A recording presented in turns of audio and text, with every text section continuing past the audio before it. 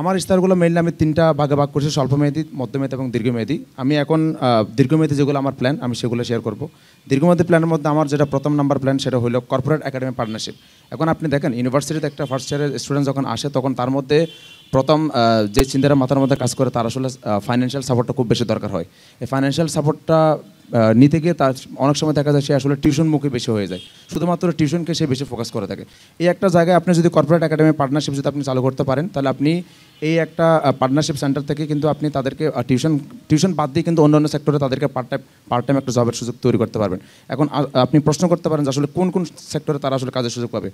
Corporate academy পার্টনারশিপের অধীনে তারা কিন্তু চাইলে ফিল্ড রিসার্চ সার্ভে যেগুলো বিভিন্ন কর্পোরেট সেক্টরে কিন্তু এই জিনিসটা খুব বেশি হাইলাইটের অবস্থায় আছে এবং তাদের কিন্তু সার্ভে করার জন্য স্টুডেন্ট দরকার হয়। আমরা যদি কর্পোরেট একাডেমি পার্টনারশিপ থেকে ইউনিভার্সিটি থেকে সেন্ট্রালি এটাকে ডিল করে যদি আমরা তাদেরকে অ্যাসিস্ট্যান্ট হিসেবে যদি স্টুডেন্টদেরকে সাপ্লাই দিতে পারি তাহলে তাদের কিন্তু একটা পার্ট টাইম কাজ করার কিন্তু তাদের একটা সুযোগ হবে। দ্বিতীয় যেটা প্ল্যান সেটা হলো আমাদের ইউনিভার্সিটিতে 1000 টিচার আছেন, 1000 শিক্ষকদের মধ্যে ওনারা সবাই কিন্তু রিসার্চের সাথে কোনো না কোনোভাবে সম্পৃক্ত। আমাদের শিক্ষকদের অধীনে যদি আমরা কারেন্ট শিক্ষার্থীদের 2 থেকে 3 জনকে যদি আমরা এমপ্লয় করতে পারি যে রিসার্চের কাজে তাদেরকে সহায়তা করবে তাহলে সেই জায়গায় থেকে তাদের একটা পার্ট টাইম কাজের সুযোগ তৈরি হবে এবং তারা দক্ষ নাগরিক হিসেবে, দক্ষ ছাত্র হিসেবে কিন্তু তারা গড়ে উঠবে। এটা হলো 2 নম্বর পয়েন্ট। আর একটা যেটা মেন যেটা বিষয় সেটা হলো অন ক্যাম্পাস রিক্রুটমেন্ট।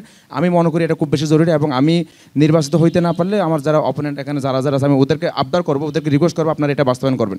আপনি একটা জিনিস দেখবেন অন ক্যাম্পাস রিক্রুটমেন্ট ড্যাফোডিল ইউনিভার্সিটির মতো প্রাইভেট ইউনিভার্সিটি থেকে শুরু করে ইন্টারন্যাশনাল ইউনিভার্সিটি অফ টেকনোলজি ওদের সবারই কিন্তু অন ক্যাম্পাস রিক্রুটমেন্ট আছে এবং অন ক্যাম্পাস রিক্রুটমেন্ট বাস্তবায়ন করাটা খুবই একটা ইজি প্রসেস। আমি এটাকে কখনো ডিফিকাল্ট মনে করি না। আপনি যদি কর্পোরেট সেক্টর থেকে শুরু করে আমার রাজওয়ান রিফাত আমার ছোটো ভাই সে আইন নিয়ে পড়াশোনা করে এবং আরও অনেকে বিভিন্ন ডিপার্টমেন্টে আছে, ওইখান থেকে যদি আপনি এইচআর থেকে নিয়ে আসতে পারেন, এইচআর থেকে নিয়ে আসার পর সেন্ট্রালি যদি আপনি একটা নেটওয়ার্কিং হাব গঠন করতে পারেন এবং একটা রিক্রুটমেন্ট সেন্টার যদি আপনি গঠন করতে পারেন, ওই জায়গায় যারা এইচআর আসবেন ওনাদেরকে আমরা হায়ার করে ওখানে ইনক্লুড করবো। তারা কি করবে ফার্স্ট ইয়ার সেকেন্ড ইয়ার থেকে একটা স্টুডেন্ট আসার পর তাদের সিভিগুলো তারা অ্যানালাইসিস করবে। সিভিগুলো অ্যানালাইসিস করার পর জব শেষ করতে হবে। আচ্ছা, যেই জায়গায় আসলে জব ভ্যাকেন্সিগুলো আছে স্কিল ম্যাচ করার মতো স্টুডেন্টদের সিভিগুলো তারা সেই জায়গায় ফরওয়ার্ড করবে। তাহলে কিন্তু দেখবেন একটা নির্দিষ্ট লেভেলের স্টুডেন্ট কিন্তু তারা কিন্তু একটা সেক্টরে কিন্তু পদায়িত হওয়ার সুযোগ কিন্তু পাবে।